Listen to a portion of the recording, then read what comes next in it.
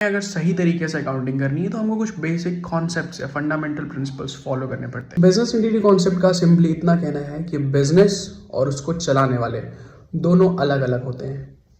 मालिक और जो बिजनेस है वो दोनों अपनी अलग अलग उनकी आइडेंटिटी है। मनी मेजरमेंट कॉन्सेप्ट का सिंपली इतना कहना है कि जो आप पैसे में नाप सकते हो आपकी बुक्स में वही जाएगा। आपके इमोशंस, एम्प्लॉई आपका कितना भी स्किल्ड हो, वो सब चीज़ें आप बुक्स में रिकॉर्ड नहीं कर सकते हैं। खाली जो आप पैसे में तोल सकते हो वो आप बुक्स में रिकॉर्ड करोगे। बिज़नेस के जो ओनर्स हैं या स्टेक होल्डर्स हैं उनको टाइमली रिजल्ट्स मिलने बहुत ज़रूरी है। इसके लिए बुक्स को हमें एक पीरियडिकली क्लोज करना होता है। तो इसी कॉन्सेप्ट को हम कहते हैं पीरियडिसिटी कॉन्सेप्ट। बेसिकली ये पीरियड कई कंपनियां 12 महीने लेके चलती हैं, कुछ 15 भी लेके चलती हैं। नॉर्मली 12 महीने लिया जाता है। कैलेंडर ईयर फॉलो करती हैं कुछ कंपनियां जनवरी से दिसंबर तक, और मोस्टली कंपनियां अप्रैल से मार्च तक का फाइनेंशियल ईयर फॉलो करती हैं। अकाउंटिंग का जो बेस है ना वो एक्रूअल कॉन्सेप्ट ही है। तो एक्रूअल कॉन्सेप्ट का सिंपली मतलब ये होता है कि जैसे जैसे ट्रांजैक्शंस होती जा रही हैं वैसे वैसे आप उनको बुक्स में रिकॉर्ड करते जाएं।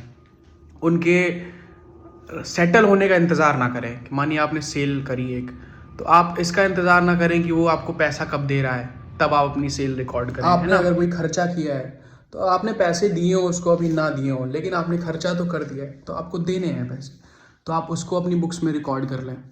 तो मैचिंग कॉन्सेप्ट को बेसिकली आप रिलेट करो पीरियडिसिटी कॉन्सेप्ट से और एक्रूअल कॉन्सेप्ट से। तो बेसिकली ये क्या कहता है कि जो आपकी साल की इनकम है, राइट, तो उससे रिलेटेड जो खर्चे हुए हैं वो भी तो उसी साल में बुक करोगे। जो आपने सेल्स उस पीरियड में रिकॉग्नाइज करी हैं, उस सेल को अर्न करने के लिए जो आपने एक्सपेंसेस इनकर किए हैं वो भी तो उसी साल में रिकॉग्नाइज करोगे। तो बस मैचिंग कॉन्सेप्ट यही कहता है कि जो जिस पीरियड का खर्चा है, जो जिस पीरियड की इनकम है, वो उसी पीरियड में रिकॉर्ड होगी। गोइंग कंसर्न का बस इतना सा मतलब है कि जो कंपनी है, जो एंटिटी है, वो अनंत काल तक चलती रहेगी, और जो उसके मैनेजर्स हैं, जो उसके ओनर्स हैं, ना ऐसी कोई ज़रूरत आन पड़ी है, ना ऐसा कोई इंटेंशन है कि उसको अभी बंद करना पड़े। कॉस्ट कॉन्सेप्ट सिंपली मीन्स कि कोई भी अगर ट्रांजैक्शन होती है, कोई भी बुक्स में जो रिकॉर्डिंग होती है वो एक हिस्टोरिकल कॉस्ट बेसिस पे होती है, जो खर्चा एक्चुअल में इनकर हुआ है, ना कि हम उसको रीवैल्यू करते रहते हैं मार्केट बेसिस पे। जैसे कि आपने ज़मीन खरीदी, तो ज़मीन आपने जितने की खरीदी उतने पे ही बुक्स में रिकॉर्ड होती है वो, ना कि हर साल हम उसको मार्केट वैल्यू पे रीवैल्यू करते हैं। तो this is known as the historical cost principle. Dual aspect concept का बस इतना कहना है कि किसी भी ट्रांजैक्शन के दो साइड पे इम्पैक्ट होते हैं। एक डेबिट होगा तो दूसरा क्रेडिट होगा। जैसे कि आपने कोई लोन लिया अगर बैंक से, तो एक तरफ तो आपके बैंक में बैलेंस बढ़ रहा है, लेकिन दूसरी तरफ आपकी एक कॉरेस्पॉन्डिंग लायबिलिटी क्रिएट हो रही है।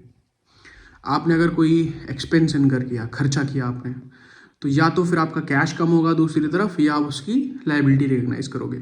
तो बेसिकली डुअल एस्पेक्ट का यही फंडामेंटल है। Assets minus liabilities equals to share holders equity, या आप कैपिटल बोलो।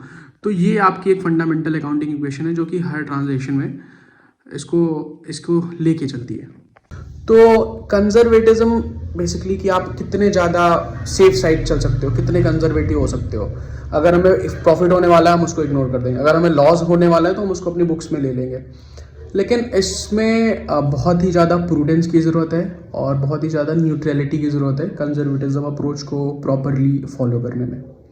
रियलिटी कॉन्सेप्ट का सिंपली इतना कहना है कि जो भी इंफॉर्मेशन फाइनेंशियल स्टेटमेंट के यूजर्स के लिए इम्पॉर्टेंट है उसका एक प्रॉपर डिस्क्लोजर होना चाहिए, और जो इन्फॉर्मेशन आपको लग रहा है कि इनसिग्निफिकेंट है, इररिलेवेंट हो सकती है उनके लिए, उसको एक जगह पे क्लब करके भी दिखाया जा सकता है।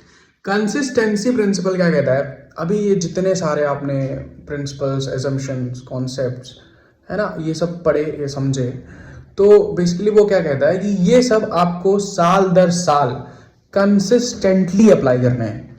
वरना क्या हुआ कि आज आपने कोई एक पॉलिसी पकड़ी, अगले साल आपने कोई और पॉलिसी पकड़ ली, तो क्या होगा कि वो फाइनेंशियल स्टेटमेंट के यूजर्स के लिए वो इन्फॉर्मेशन फिर कंपेरेबल नहीं रह जाती है।